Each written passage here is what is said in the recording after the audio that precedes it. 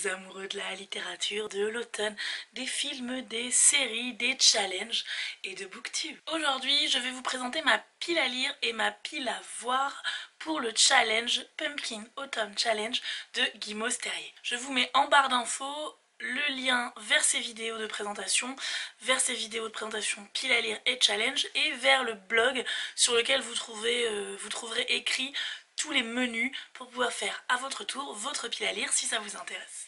Il y a plusieurs façons de valider le challenge. Vous n'êtes pas obligé de lire un livre dans chaque catégorie. Moi, j'ai choisi de vous présenter un livre et un film ou une série pour chaque catégorie. Je ne sais pas si je lirai tout. Pour chaque catégorie, j'avais à chaque fois plusieurs idées de films ou de livres qui pouvaient correspondre. J'ai choisi de n'en présenter qu'un. Je me dis que si je vous présente déjà toutes mes idées dès la vidéo de présentation, lorsque je ferai une vidéo bilan, ce sera moins drôle. Alors que si pendant le challenge, je lis des choses dont je ne vous ai pas du tout parlé pendant la vidéo de présentation, la vidéo de bilan sera encore plus intéressante. J'ai aussi voulu ne pas trop me charger, ne pas me stresser. J'ai vraiment envie de faire un challenge doudou un peu, quelque chose de simple. Donc j'ai mis les premiers livres qui me venaient à l'esprit et que j'ai vraiment très envie de lire. J'ai essayé de ne pas mettre que des briques, j'ai mis un peu de BD et j'ai mis très peu de séries dans la pile à voir. J'ai mis surtout des films parce que c'est pareil en fait. Je pense que je vais regarder des séries qui peut-être correspondront. Je me suis dit que si je commençais à mettre plein de séries dans le challenge, j'allais me stresser et vouloir à tout prix binge-watcher alors que c'est pas le but de ce challenge. Donc on commence tout de suite avec le premier menu. C'est automne frissonnant. Donc moi je suis une flippette. Donc du coup j'ai pas choisi beaucoup de trucs horrifiques parce que ça c'est la partie Halloween qui ne m'intéresse pas du tout. Mais vous verrez, si vous ne connaissez pas encore le challenge, Guimauve a fait en sorte de mettre plein de mots-clés qui nous permettent de choisir des choses en fonction de nos goûts. Donc moi j'ai réussi à faire une pile à lire menu automne frissonnant sans que ça m'empêche de dormir. Il y a 3 sous-catégories dans ce menu. Tout d'abord il y a tu n'en reviendras pas. Angoisse, horreur, épouvante, thriller, policier, vampire. J'ai choisi une BD qu'on vient de m'offrir pour mon anniversaire il y a 15 jours. Green Manor, 16 charmantes historiettes criminelles. La 4e de couverture dit « Le meurtre n'est rien sans un peu d'élégance ». Pour les auteurs, je vais vous dire, je regarde ça. Donc, dessin de Denis Baudard, scénario de Fabien Vellman. C'est édité chez Dupuis et donc c'est une bande dessinée, si j'ai bien compris. C'est un club de gentlemen londoniens qui se retrouvent pour résoudre des énigmes et des crimes. Ça a été publié en plusieurs tomes, là c'est l'intégrale. J'aime beaucoup les dessins. Je suis impatiente de découvrir ça, je pense que ça va être une petite lecture très sympa, très rapide pour valider déjà une première sous-catégorie. Pour le film, j'ai choisi Escape Room, qui est sorti l'année dernière, je crois, que je n'avais pas pu voir.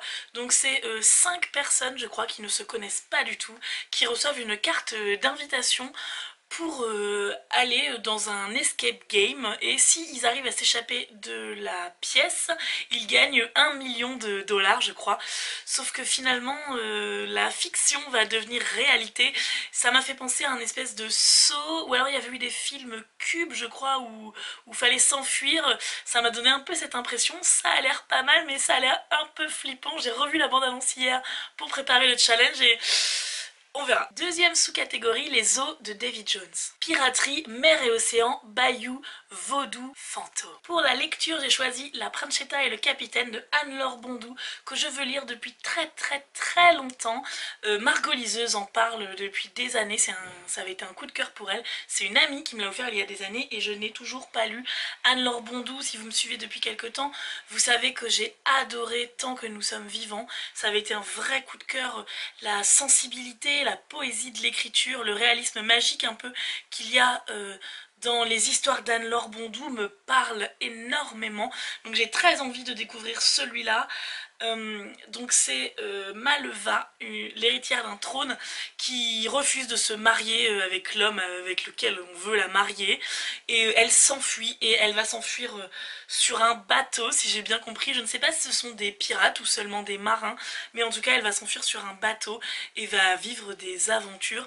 Je fais confiance à Anne-Laure Bondou pour m'emporter. Pour ce qui est film, je suis restée sur les pirates, on va dire, donc j'ai choisi de regarder La planète au trésor de Walt Disney, En fait, après Quasimodo, j'ai quasiment vu aucun des Disney, donc j'ai envie d'un peu rattraper mon retard et je disais tout à l'heure que j'avais envie d'un peu un challenge doudou, donc je me suis dit qu'un petit Disney à caser, c'était pas mal. Troisième sous-catégorie, les freaks, c'est chic. Monstres, différence, cirque, altérité, étrangeté. Pour cette sous-catégorie, je suis restée sur la thématique du monstre, sur le mot-clé monstre. J'ai choisi deux œuvres qui sont liées l'une avec l'autre. J'ai d'abord choisi un classique, une lecture doudou pour moi, un livre de Victor Hugo, L'homme qui rit. C'est la même amie qui m'a offert La Principetta et le Capitaine m'avait offert celui-là, c'est son Victor Hugo préféré. C'est Victor Hugo, je sais pas ce qu'il y a à dire, si vous me connaissez depuis quelque temps, vous savez à quel point j'adore son œuvre et son écriture. Celui-là, je ne l'ai toujours pas lu. Hier, donc le 1er septembre, c'était les 150 ans de l'œuvre, si je ne me trompe pas, c'était hier ou avant-hier, je ne sais plus. Voilà, les 150 ans de la publication de L'homme qui rit de Victor Hugo. Et L'homme qui rit a inspiré énormément d'autres œuvres et d'autres personnages. Et notamment le personnage du Joker dans Batman est inspiré de L'homme qui rit de Victor Hugo. Et donc, pour la partie film, j'ai choisi le Joker qui sort bientôt avec Joaquin Phoenix. J'avais déjà incroyablement envie de le voir parce que Joaquin Phoenix est un acteur que j'adore. On le connaît tous de Gladiator quand on était jeune, mais alors après il a fait des rôles de fou. Par exemple dans Her, quand il a joué Bob Dylan, enfin, il a fait des rôles de fou, c'est vraiment un immense acteur. Je sais pas si vous avez déjà vu la bande-annonce du Joker qui sort là à fin septembre, mais ce film ça va être une tuerie et je trouve, même si je n'ai pas encore lu L'homme qui rit, vous savez il y a des classiques où on connaît déjà un peu l'histoire et donc L'homme qui rit on se moque de lui parce qu'il est différent et il y a une histoire d'amour, quelque chose...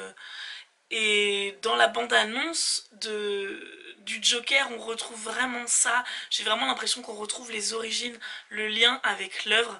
Je suis très enthousiaste et très pressée de découvrir ces deux œuvres-là. Deuxième menu, automne enchanteur. Première sous-catégorie, Down by the Sally Gardens. Poème romanesque, romance gothique. J'ai choisi la poésie, j'ai choisi le recueil de Christine de Pisan, 100 ballades d'amants et de dames, qui est sorti en début d'année, je crois, chez la collection Poésie Gallimard. Christine de Pisan est la première poétesse du Moyen-Âge la plus connue. J'avais lu qu'elle avait écrit les premiers textes féministes. Une fois que je l'aurai lu, la vidéo de bilan, je vous en parlerai mieux. Pour les films, j'ai choisi un film d'amour que j'ai envie de voir depuis très longtemps. J'ai choisi Sur la route de Madison avec Meryl Streep et Harrison Ford. C'est réputé pour être un classique. Il paraît qu'on pleure toutes les larmes de son corps en le regardant. Je vous dirai ça. Deuxième sous-catégorie, mon voisin le Kodama. Forêt, esprit, légende, voyage, nature writing. J'ai choisi le thème du voyage et du nature writing pour le film. Si vous me suivez sur Instagram, vous le savez maintenant, je pars en tour du monde dans un an. Je l'annonce ici, comme ça si vous n'êtes pas sur Insta, voilà. Et donc du coup j'ai envie de lire des récits de voyage, des choses comme ça. Donc j'ai choisi une BD, c'est une autobiographie donc de Uli Lust, je ne sais pas trop comment on dit son nom. Trop n'est pas assez, c'est une jeune autrichienne et en 1984 avec une amie, elles étaient punk à l'époque, peut-être qu'elles le sont toujours, elles ont décidé de partir d'Autriche avec leur sac à dos et d'aller jusqu'en Italie. Et donc c'est le récit de leur périple, de leur découverte, de leur rencontre, de leur déconvenue, mais aussi de leur apprentissage. Et en film, j'ai choisi de regarder Wild avec Reese Witherspoon. Ça m'avait pas trop tenté au départ, et en fait hier, quand j'ai fait ma pile à lire, ma pile à voir, j'ai tapé film, voyage, film, voilà. Et j'ai vu celui-là, je me suis dit tiens, je vais regarder la bande-annonce.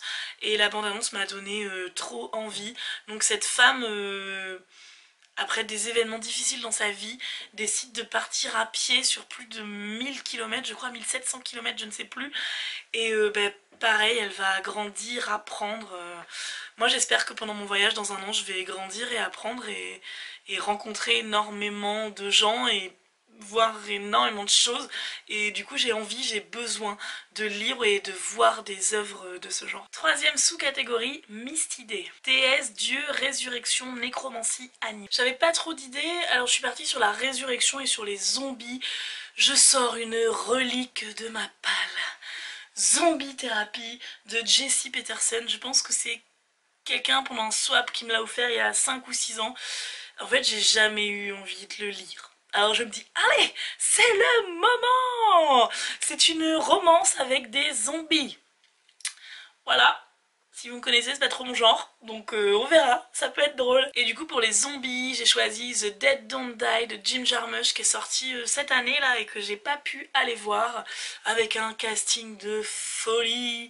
J'ai lu que des mauvaises critiques dessus, mais bon, on verra bien. En fait j'ai hésité à regarder un film coréen qu'on me conseille beaucoup, je crois que c'est coréen, Un train pour Busan, mais j'ai regardé la bande-annonce et c'est pas possible en fait, je flippe trop. Donc j'ai choisi The Dead Don't Die parce que la bande-annonce laisse penser qu'il n'y a pas énormément de moments avec les zombies et pas de zombies qui courent et que ça a l'air assez comique, donc je pense que ça va aller.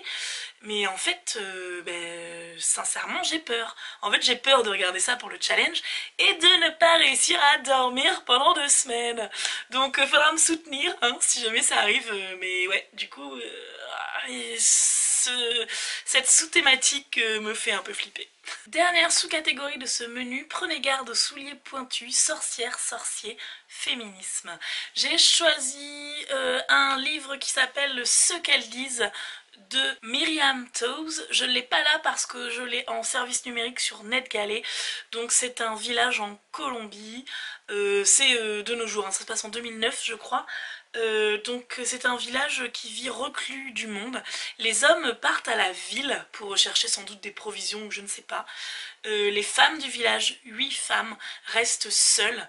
Et si j'ai bien compris, ça va être un espèce de huis clos où les femmes vont essayer de discuter et de reprendre leur vie en main et de se libérer. Ça a l'air très très chouette et très puissant. Et en film j'ai choisi Les Conquérantes qui était sorti l'année dernière. C'est encore une histoire de femmes dans un petit village qui va réclamer le droit de vote je crois et donc au début ça va pas très bien se passer, je crois que c'est dans les années 70 ou 80 et puis petit à petit toutes les femmes de la ville et du village ou du village vont la suivre et ça va monter un peu et voilà. Je suis intriguée de voir ce que ça donne. En tout cas je pense que ce sont deux œuvres qui amènent à réfléchir en tout cas sur la condition des femmes, sur les droits etc. Et ben voilà, ça m'intéresse toujours apprendre, évoluer, c'est toujours ce qui m'intéresse. Troisième menu, automne, douceur de vivre. Jacques aux lanternes, Halloween, enfance, Samen, feel good. J'ai choisi comme mot-clé enfance. J'ai envie de lire Grâce et dénuement d'Alice Fernet. Je vous avais parlé d'un livre que j'ai lu d'elle l'année dernière ou en début d'année, non l'année dernière je crois, qui s'appelait Les Bourgeois et que j'avais beaucoup aimé. J'avais beaucoup aimé la réflexion de l'autrice sur la famille, les relations, etc. Dans celui-là, c'est une bibliothécaire ou une professeure, une bibliothécaire qui va décider d'apprendre à lire aux enfants gitans qui vivent dans le camp à côté de chez elle, à côté de sa ville. Et voilà, j'ai déjà lu cette autrice, je sais comment elle dépeint les relations, l'enfance, etc.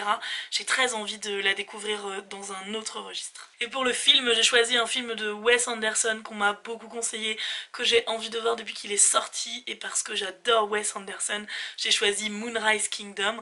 En fait, je n'avais jamais vu la bande-annonce, donc je l'ai regardé hier soir quand j'ai préparé ma liste, et ouais, j'ai encore plus envie de le voir, ça a l'air génial. Deuxième sous-catégorie, L'autre mère. Famille, amitié, faux semblant, illusion. J'ai choisi le mot-clé famille et un autre livre de mes services numériques sur NetGalley parce qu'il faut que je les lise. J'ai choisi Histoire de Adriane Silencio d'Eleonore Pouria. C'est une fille dont le grand-père est argentin. Elle connaît les grandes lignes de sa vie mais pas tout et elle découvre le cartable de son grand-père avec énormément de papiers dedans et elle va découvrir plein de choses sur sa vie, elle va le remonter toute l'histoire de sa famille. Je suis petite fille d'immigrés, ma grand-mère est arrivée en France quand elle avait 18 ans, elle vient de Slovaquie et j'adorerais J'adorerais un jour pouvoir aller sur les traces de ma grand-mère qui ne parlait jamais de sa jeunesse, qui ne parlait jamais de ce qu'elle avait vécu sous le régime communiste, qui a toujours refusé de retourner chez elle, qui a refusé de parler sa langue tout le temps où elle était en France. Et j'aimerais énormément découvrir son histoire.